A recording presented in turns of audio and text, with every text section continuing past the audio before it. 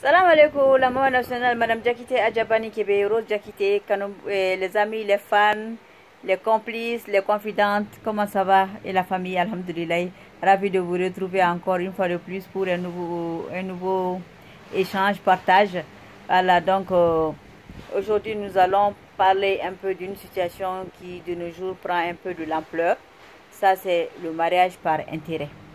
Le mariage par intérêt, c'est très fréquent au niveau des jeunes filles et c'est aussi très fréquent au niveau des hommes âgés qui savent très bien que les femmes qu'ils vont épouser sont des femmes qui ne les aiment pas, mais ils profitent de leur argent et ils profitent aussi de leur pouvoir pour influencer ces femmes et les amener à accepter de se marier avec eux.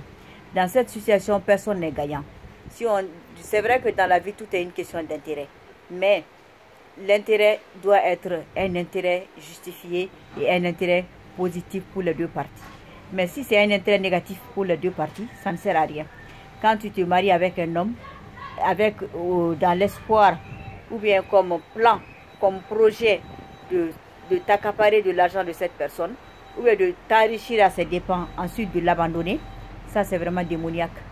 Quand tu veux épouser une jeune fille qui a l'âge de ta fille ou de ta petite fille, sachant très bien qu'elle ne peut pas s'occuper de toi, mais parce que tu as de l'argent, le jour où tu vas tomber malade, ou le jour où il va y avoir un petit souci dans votre couple, elle ne va pas s'occuper de toi parce qu'elle ne sait pas s'occuper de toi, parce qu'il n'y a rien, elle ne ressent rien pour toi, elle n'a jamais rien ressenti pour toi.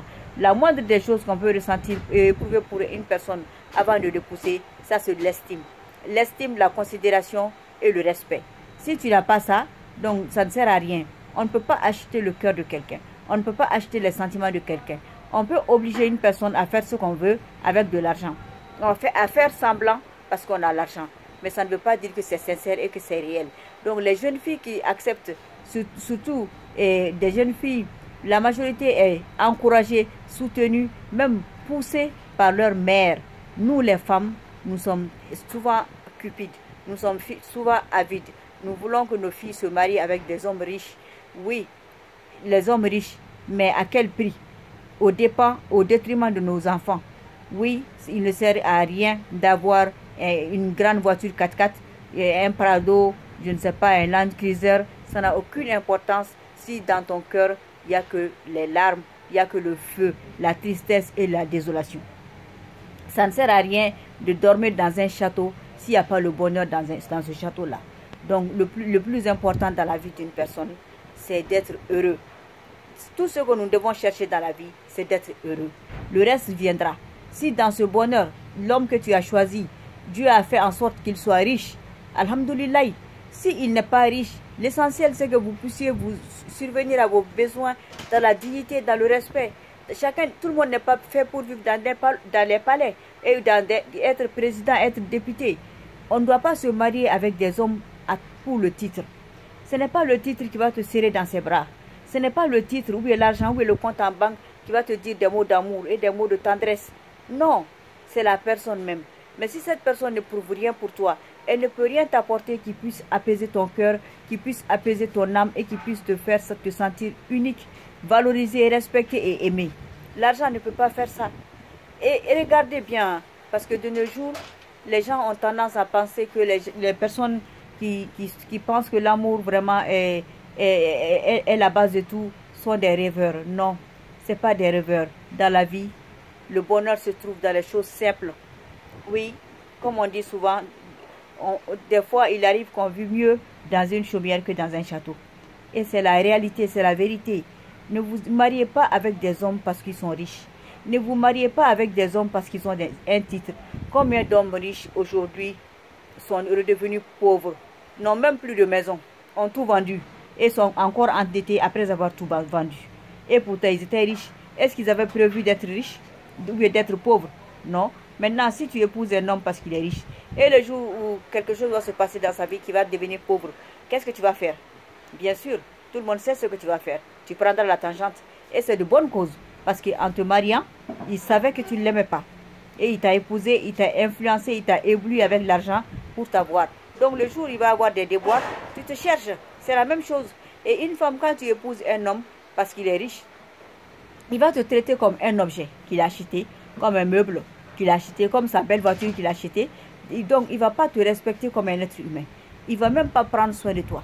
Tout ce qu'il va faire, c'est de faire de toi son jouet, son joujou. Oui, selon son humeur. Le jour où il est de bonne humeur, il s'amuse avec toi. Le jour où il n'est pas de bonne humeur, il te laisse là-bas, il s'en fiche de toi. Parce que tu ne ressens rien, tu ne représentes pas grand-chose pour lui. Il peut avoir des dizaines et des dizaines de femmes comme toi, plus belles, plus jeunes, plus raffinées. Aucun homme n'est assez bête pour que te laisser t'accaparer de sa fortune. Tu te mets les doigts dans l'œil si tu penses qu'en épousant un homme riche ou bien en épousant un homme vieux, que tu vas t'accaparer de sa fortune. Ce n'est pas pour rien qu'il est devenu riche. C'est parce que ce n'est pas un idiot qu'il est devenu riche. C'est parce que il sait penser, il sait réfléchir, il a du bon sens, il a de la clairvoyance qu'il a été riche. Donc ne pense pas que parce que tu es belle, tu es jeune, qu'avec des petits mots d'amour, tu vas arriver à tromper un homme qui a l'âge de ton père, ou bien un homme qui a assez d'expérience que toi. C'est impossible. Et puis Dieu ne va pas accepter ça. Allah ne fera jamais une chose pareille. Il ne va jamais accepter que tu te maries avec un homme en espérant détourner son argent. Jamais. Tu penses que cet homme n'a pas de parents? Si, il a sa mère qui lui fait des doigts. Il aide les pauvres qui lui font des doigts. Il fait des sacrifices à la mosquée. Il a des bénédictions. Donc Allah le protège. Ces bénédictions le protègent contre les vautours comme les femmes qui cherchent à épouser des hommes riches, ensuite détourner leur argent. Allah n'acceptera pas ça. Et puis, nul ne sait de quoi demain sera fait. Donc si tu refuses ton bonheur auprès de l'homme qui t'aime, qui te respecte, qui te valorise, qui sait ce que tu vaux, parce que si un homme ne sait pas ce que tu vaux, il ne te rendra jamais heureuse. Un homme qui sait ce que tu vaux, tu le laisses tomber pour celui qui te considère comme un moins que rien parce qu'il a de l'argent. Alors là, je ne sais pas quoi dire. Parce que je vais finir par penser qu'il y a des gens qui sont destinés pour être malheureux simplement et qui ne sont pas destinés au bonheur. Ça existe avec les hommes comme avec des femmes. Donc, dans le mariage, choisissez la bonne personne. Choisissez la personne qui vous correspond. Et choisissez la personne qui peut faire votre bonheur, avec qui vous allez vous battre pour être riche. Tout le monde n'est pas président, hein. Tout le monde n'est pas ministre. C'est seulement quelques poignées de personnes. Et c'est leur destin. Je ne veux pas refuser mon mari ou l'homme qui me veut, qui m'aime parce qu'il n'est pas ministre, il n'est pas député, il n'a pas de titre. On s'en fout des titres, on s'en fout des diplômes. L'essentiel, c'est la dignité. L'essentiel, c'est le respect. L'essentiel, c'est la considération. L'essentiel, c'est l'amour. Vraiment, mes filles, mes sœurs, nous les femmes, nous devons combattre ce phénomène qui est en train de prendre l'ampleur aujourd'hui au Mali. Dans le monde entier même, nous devons donner l'exemple à nos enfants. Nous devons les apprendre à se marier pour des raisons dignes, pour des raisons honnêtes, pour des raisons sincères et pour des raisons vraiment humaines, pas pour du matériel. N'apprenez pas à nos enfants à aimer l'argent plus que l'amour. N'apprenez pas à nos enfants à courir derrière des hommes riches pour s'acheter des motos, des voitures. Ça ne sert à rien. La vie est éphémère. Et après la vie, ce qui reste, c'est notre dignité. C'est notre nom qui reste. Ce n'est pas les motos, les voitures, les maisons qui restent. C'est notre dignité qui reste. Apprenez à nos enfants à être des personnes dignes de respect et de considération.